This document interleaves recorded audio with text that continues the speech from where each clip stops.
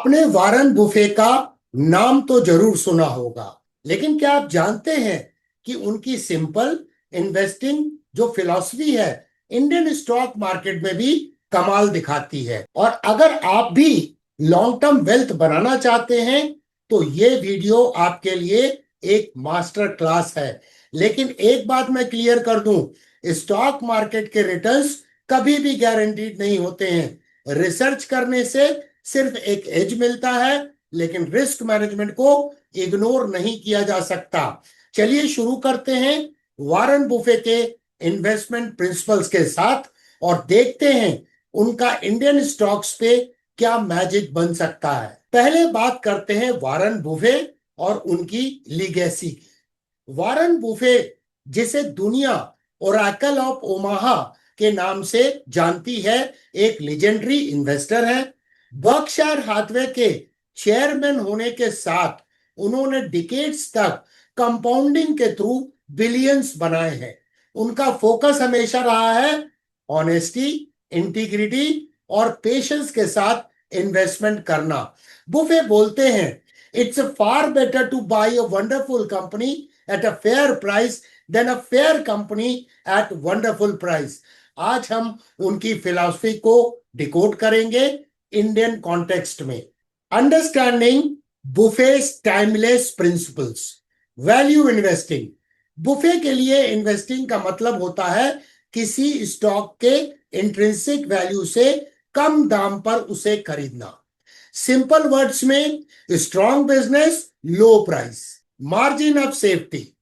हर investment में uncertainty होती है, इसीलिए बुफे हमेशा कहते हैं मार्जिन ऑफ सेफ्टी हमेशा रखो। यानी अगर आपका एस्टिमेटेड वैल्यू ₹100 है तो बाय करो अराउंड ₹70 या 75 के आसपास। गलती की गुंजाइश कम हो जाती है। Long term perspective. Buffet stocks को बाय करते हैं जैसे कि वो एक बिजनेस का हिस्सा बन रहे हों। उनका फोकस होता है 5 इयर्स, 10 इयर्स, 15 इयर्स के होराइजन पर। डेली मार्केट के नॉइज को वो इग्नोर करते हैं। Applying Buffett's principle to Indian stock market. Identifying undervalued gems. आपको ऐसे कंपनी देखनी है जो कंसिस्टेंट अर्निंग ग्रोथ दिखा रही है, मैनेजेबल डेट है और पब्लिक सेंटिमेंट के चक्कर में अंडर वैल्यूड है। अगर मैं आपको एक उदाहरण दूं तो इन्फोसिस को याद कीजिए 2017 के करेक्शन के समय पे। Despite strong balance sheet, long term visibility और ग्लोबल मोट, प्राइस काफी नीचे आ गई थी। वैल्यू इन्वेस्टर्स ने तब एंट्री बनाई थी। Financial statement analysis. बुफे के लिए अर्निंग्स और कैश फ्लो सबसे इंपॉर्टेंट मैट्रिक्स है। बैलेंस शीट में वो लो डेट और हाई रिटर्न ऑन इक्विटी देखते हैं। फ्री कैश फ्लो बहुत इंपॉर्टेंट एस्पेक्ट है, क्योंकि वही होता है असली पैसा जो बिजनेस जनरेट करता है। Understanding Indian economic landscape.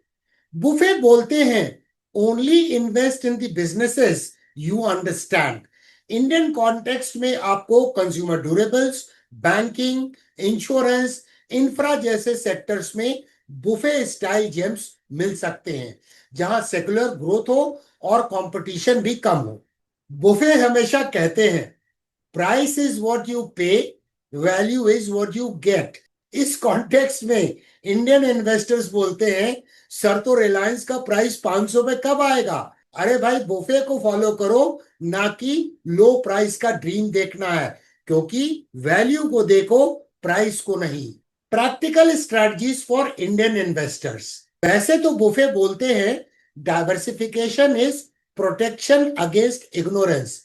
Indian market में सेक्टोरल एक्सपोजर जरूरी है, बैंकिंग, एफएमसीजी, फार्मा एक्सेट्रा, पर ओवर डाइवर्सिफाई भी मत करो। 8 से 12 स्टॉक एक अच्छी कंपनी का बास्केट इनफ होता है पोर्टफोलियो के लिए।